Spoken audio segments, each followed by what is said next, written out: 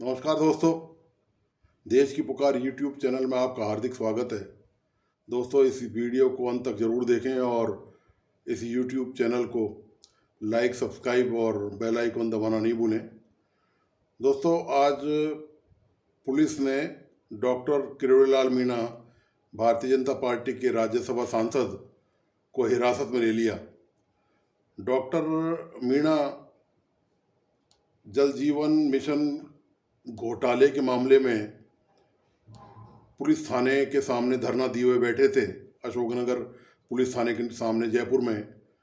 और उनकी ये मांग थी कि पुलिस जो जलदाय मंत्री हैं, पीएचईडी मंत्री हैं राजस्थान के, महेश जोशी, उनके खिलाफ एफआईआर दर्ज करे और जो आईएएस ऑफिसर उसमें लिप्त हैं, उस घोटाले में जो दस्तावेज डॉक्टर मीणा ने पेश किए उनके अनुसार, उन सब के खिलाफ एफआईआर की मांग को लेकर उन्होंने थाने के सामने ही अपना आसन जमा दिया और धरना दिया।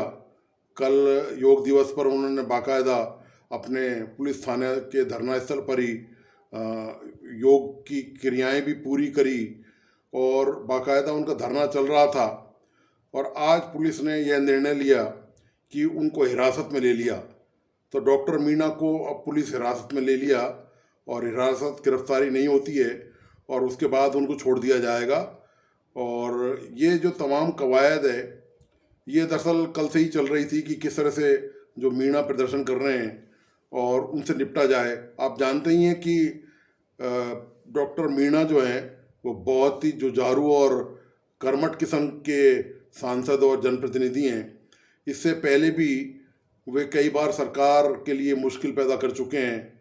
आपको ध्यान होगा, पेपर लीक प्रकरण हो, इससे कुछ दिन पहले ही उन्होंने मुख्यमंत्री अशोक गहलोत के बेटे वैभव गहलोत पर एक होटल के मामले में करोड़ों रुपए की बेनामी इन्वेस्टमेंट का आरोप लगाया था और बाकायदा ईडी में, एनफोर्समेंट डायरेक्टर के जो जयपुर ऑफिस हैं, उसमें जाकर उन्होंने वो दस्तावेज पेश किए और उनके खिलाफ कार्रवाई करने की मांग करी।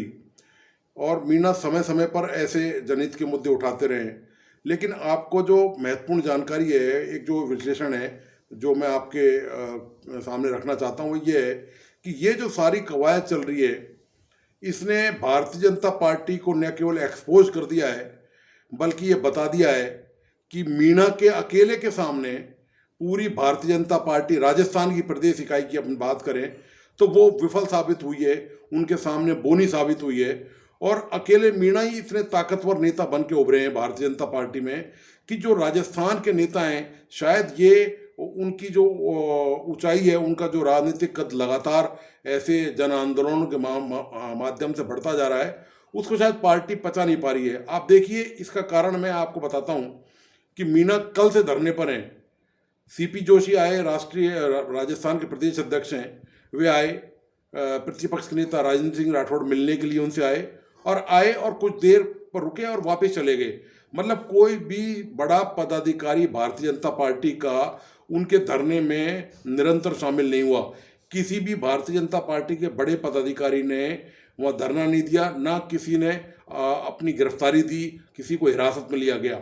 ये जो सारी कवायद है, ये दरअसल बात इस बात की है कि जो मीणा का जो कद और जो रुतबा लगातार बढ़ता जा रहा है, और उसको कैसे जो है ना अंडरलाइन किया जाए और उसको कैसे कमज़ोर किया जाए, ये भारतीय जनता पार्टी के नेताओं की बात अभी तक समझ में नहीं आई है कि आखिर जो मीणा अपने सामने इतना बड़ा जन आंदोलन खड़ा कर देते हैं और उनके पीछे हजारों लोगों की भीड़ होती है और वो किसी से डरते दबते भी नहीं हैं और वो पहले भी धरना प्रदर्शन कर चुके हैं। आपको ध्यान होगा कि जब पेपर लीक प्रकरण मीणा ने उठाया था, तब भी जो उनके समर्थक हैं, जब उनको हिरासत में लिया गया तो उन्होंने उस समय जो तत्कालीन भारतीय जनता पार्टी के प्रदेश अध्यक्ष थे सतीश पूनिया, उनके खिलाफ जबरदस्त नारेबाजी करी थी। और उनका ये मामला, सॉरी मैं आपको बताना चाह रहा हूँ, ये मामला जो शहीदों की विधवाओं को नौकरी दिए, उनके जो परिजनों को नौकरी दिए का मामला था, ये वो मामला था जिसमें मीणा ने लगातार कई दिनों तक धरना प्रदर्शन किया वहाँ पर शहीदों की विधवाओं के साथ जाकर, वहाँ पर मौके पर सिविल लाइन इलाके में। और जब कोई भी भारतीय जनता पार्टी का बड़ा नेता उसमें शामिल नहीं हुआ। आप देखिए, जो दोनों तीनों चारों आंदोलन मीणा ने जो खड़े किए हैं, उसमें भारतीय जनता पार्टी उनकी पिछलग्गू बनी हुई है। मतलब ये नहीं कि उनके, चूंकि ये विपक्ष के तौर पर भारतीय जनता पार्टी अशोक गहलोत सरकार के खिलाफ राजस्थान में कोई ऐसा बड़ा आंदोलन नहीं खड़ा कर पाई, चाहे वो पेपर लीक प्रकरण हो, चाहे बजरी माफिया प्रकरण हो, और चाहे और दूसरे प्रकरण हो। आखिरकार जब वो ये सारे प्रकरण मीणा ने उठाए, डॉक्टर किरोड़ीलाल मीणा ने, तब जाकर भारतीय जनता पार्टी के लोगों ने वहाँ जाना उचित समझा धरना स्थल पर और उनको समर्थन दिया। लेकिन उसमें भी बचते बचाते हुए दिया कि कहीं ऐसा नहीं है कि मीणा को और ज़्यादा फायदा मिल जाए। पार्टी अंततः उनके मामले में मजबूर होगी, और इसका कारण ये है कि पार्टी में जो अंदरूनी खींचतान मची हुई है और जो मुख्यमंत्री पद की जो दावेदारी है, 3-3, 4-4 पार्टी में मुख्यमंत्री पद के दावेदार हैं। डॉक्टर यदि मीणा को अपन दावेदार नहीं भी माने हम, तो उसके अलावा देखिए इन दिनों जो सक्रियता बढ़ी है पार्टी में, वे अचानक राजेंद्र सिंह राठौड़ प्रतिपक्ष के नेता बनाए जाने के बाद आप देखिए बहुत ज़्यादा सक्रिय हैं वो।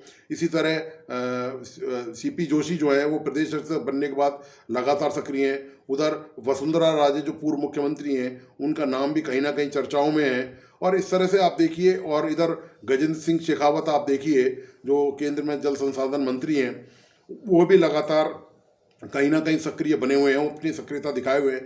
तो जो भारतीय जनता पार्टी में अंदरूनी तौर पर बेशक नहीं दिखाई दे, लेकिन ये जो खींचतान चल रही है ये मुख्यमंत्री पद की दावेदारी के लिए है। और भारतीय जनता पार्टी के साथ दिक्कत ये है कि वे मीणा के साथ अपनी पटरी नहीं बिठा पा रहे हैं। कारण ये है कि मीणा के पास जबरदस्त ताकत लोगों की है, जो भारतीय जनता पार्टी में किसी दूसरे नेता के पास इतनी ताकत नहीं है कि एक आवाज़ में हजारों लोगों की भीड़ को जुटाया जा सके।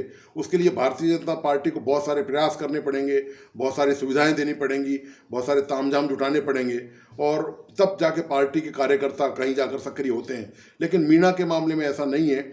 वे जब भी कोई हुंकार भरते हैं तो हजारों लोग उनके पीछे चल देते हैं, और इस प्रकरण में भी यही हुआ। और अब एक बात और भी है, लगातार मीणा हमलावर बने हुए हैं गहलोत सरकार पर। यह तीसरा मामला है उनका जो उन्होंने भ्रष्टाचार का उजागर किया है, और सारे प्रमाण दस्तावेजों सहित। मीणा केवल हवाई जुमलेबाजी नहीं करते जो अक्सर राजनीति में की जाती है, वे पूरे पुख्ता प्रमाण जुटाते हैं इस बात के लिए। अब वे कैसे लेके आते हैं ये तरकीब तो वही जानते हैं कि प्रमाण कहाँ से लेके आते हैं। वो बाकायदा उन्होंने दस्तावेज से ये साबित करने की कोशिश की है कि अशोक गहलोत सरकार बुरी तरह से भ्रष्टाचार में लिप्त है, और इस मामले में सरकार ना और कोई जांच नहीं कर रही है, कोई कार्रवाई नहीं कर रही है, उल्टे मीणा को दबाने का प्रयास किया जा रहा है। और बाकायदा उन्होंने अपनी गिरफ्तारी के दौरान ये कहा कि ये लोकतंत्र की हत्या है, और ये सरकार जो है इस तरह से संवैधानिक जो अधिकार हैं उनका उल्लंघन करने पर उतारू है। तो दोस्तों, आपको आज का ये विश्लेषण कैसा लगा? प्लीज़ इस YouTube चैनल को लाइक, सब्सक्राइब करना और बेल आइकॉन दबाना नहीं भूलें। आपके सामने ऐसे ही विश्लेषण लेकर आगे भी हाजिर होऊंगा। धन्यवाद, नमस्कार।